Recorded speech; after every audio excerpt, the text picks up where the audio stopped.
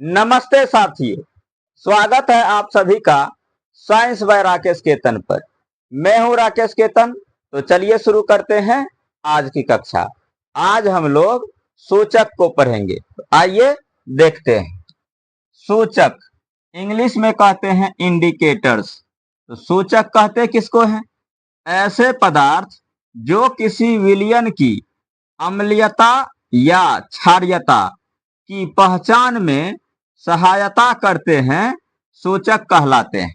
मतलब ऐसे पदार्थ जो किसी विलयन की अम्लीयता या क्षारीयता को पहचानने में मदद करता है, पहचानने में सहयोग करता है, ऐसे पदार्थ को हम सूचक कहेंगे।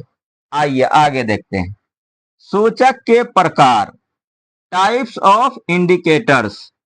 सूचक 3 प्रकार के होते हैं। सूचक कितने प्रकार के होते हैं? 3 प्रकार के। कौन कौन? तो पहला प्राकृतिक सूचक, दूसरा कृत्रिम सूचक और तीसरा गंध सूचक। प्राकृतिक सूचक को इंग्लिश में नेचुरल इंडिकेटर्स कहते हैं। कृत्रिम सूचक को सिंथेटिक इंडिकेटर्स कहते हैं और गंध सूचक को ऑल्फैक्टरी इंडिकेटर्स कहते हैं। तो आइए सबसे पहले प्राकृतिक सूचक को देखते हैं। प्राकृतिक सूचक, नेचुरल इंडिकेटर्स कहते किसको है? प्राकृतिक सूचक ऐसे सूचक जो प्रकृति द्वारा हमें प्राप्त हैं तथा जिनका प्रयोग हम किसी विलयन की अम्लीयता या क्षारकता का पता लगाने के लिए करते हैं। मतलब ऐसे सूचक जो हमें प्रकृति से प्राप्त होता है और उस सूचक का हम लोग प्रयोग करते हैं किसी विलयन की अम्लीयता या क्षारीयता को पता लगाने में, उसे कहा जाता है प्राकृतिक सूचक, नेचुरल इंडिकेटर्स। उदाहरण देखिए, लिटमस पेपर। जो हमारा लिटमस पेपर है ये प्राकृतिक सूचक है। हल्दी, इंग्लिश में टर्मरिक कहते हैं, तो हल्दी भी प्राकृतिक सूचक है। चुकंदर, बीट रूट, लाल गुलाबी बंद गोभी, पेटूनिया फूल की पंखुड़ियां, जिरानियम फूल की पंखुड़ियां, ये सारे जो है प्राकृतिक सूचक है, नेचुरल इंडिकेटर्स है। आइए प्राकृतिक सूचक लिटमस पेपर को देखते हैं। लिटमस पेपर यह मूलतः बैंगनी रंग का होता है।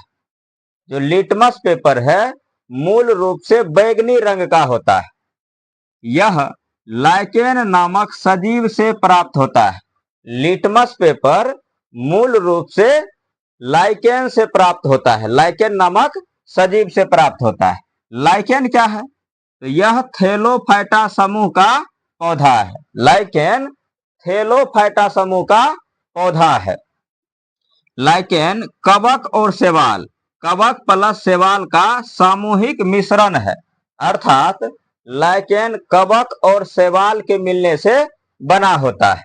नेक्स्ट पॉइंट देखिए, लाइकेन जिस स्थानों पर होता है वहां सल्फर डाइऑक्साइड SO2 की मात्रा कम होती है और यह पर्यावरण प्रदूषण को भी सूचित करता है। जिस स्थान पर लाइकेन होगा वहां पर सल्फर डाइऑक्साइड की मात्रा कम होगी, जिस वजह से ये पर्यावरण प्रदूषण को भी सूचित करता है, इंगित करता है। नेक्स्ट पॉइंट देखिए, लिटमस पेपर 2 प्रकार का होता है। कौन कौन? तो लाल लिटमस पेपर, नीला लिटमस पेपर।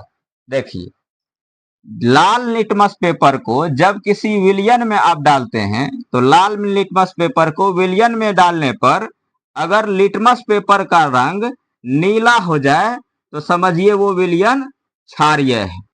देखिए, ये एक कांच का बर्तन है। इस बर्तन में कुछ विशेष प्रकार के विलयन को रखा गया है और इस विलयन में लाल लिटमस पेपर को डाला गया।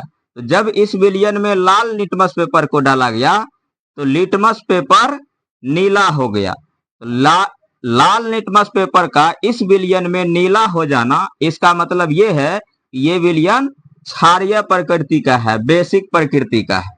तो जब आप लाल लिटमस पेपर को किसी विलयन में डालेंगे और लाल लिटमस पेपर नीला हो जाएगा तो वह विलयन क्षारीय कहलाएगी। नेक्स्ट देखिए, जब नीला लिटमस पेपर को किसी विलयन में डालेंगे तो जब नीला लिटमस पेपर का रंग लाल हो जाएगा तो समझेंगे कि वो विलयन अम्लीय है। देखिए आपके सामने ये एक और पात्र है, इसमें कुछ विशेष प्रकार का विलयन है और इस विलयन में नीला लिटमस पेपर को डाला गया। तो जब नीला लिटमस पेपर डाला गया तो इस विलयन में ये नीला लिटमस पेपर जो है वो लाल कलर का हो गया। क्योंकि हमारे पास लाल कलर नहीं है इसीलिए हम यहाँ क्रॉस कर दिए हैं, तो आप समझ जाइएगा कि ये लाल कलर है, अर्थात नीला लिटमस पेपर इस विलयन में लाल हो गया। तो इसका मतलब क्या हुआ, ये विलयन अम्लीय प्रकृति का है। चलिए देखिए, कृत्रिम सूचक सिंथेटिक इंडिकेटर्स किसे कहते हैं?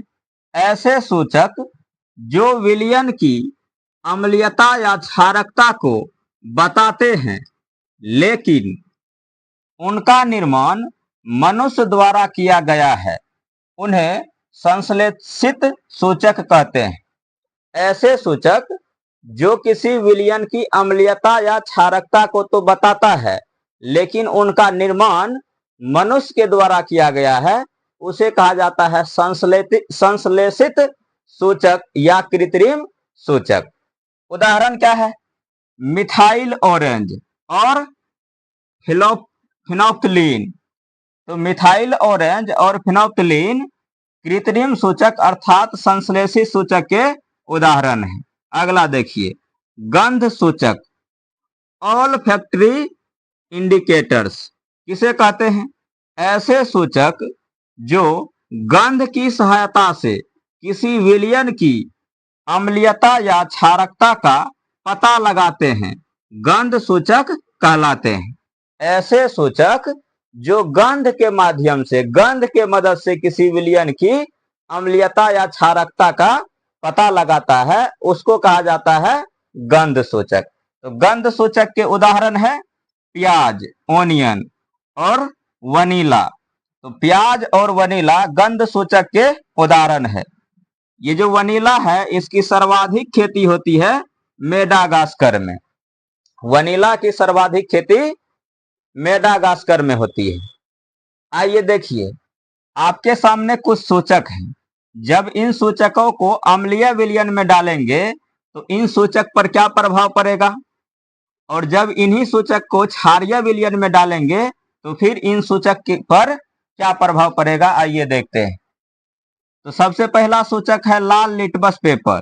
तो जब लाल लिटमस पेपर को अम्लीय विलयन में डालते हैं तो लाल लिटमस पेपर जो है लाल ही रहता है, लेकिन जब इसी लाल लिटमस पेपर को क्षारीय विलयन में डालते हैं तो यह लाल लिटमस पेपर नीला हो जाता है।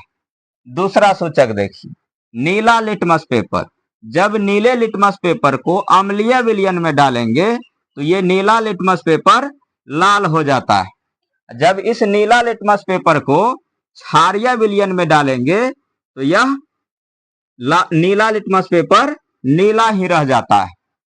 आगे देखिए, अगला सूचक है मिथाइल ऑरेंज।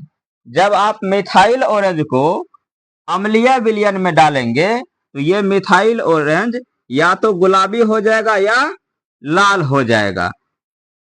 जब इसी मिथाइल ऑरेंज को क्षारीय विलयन में डाला जाएगा तो ये पीला हो जाएगा। अगला सूचक देखिए, अगला सूचक है फिनोप्थलीन।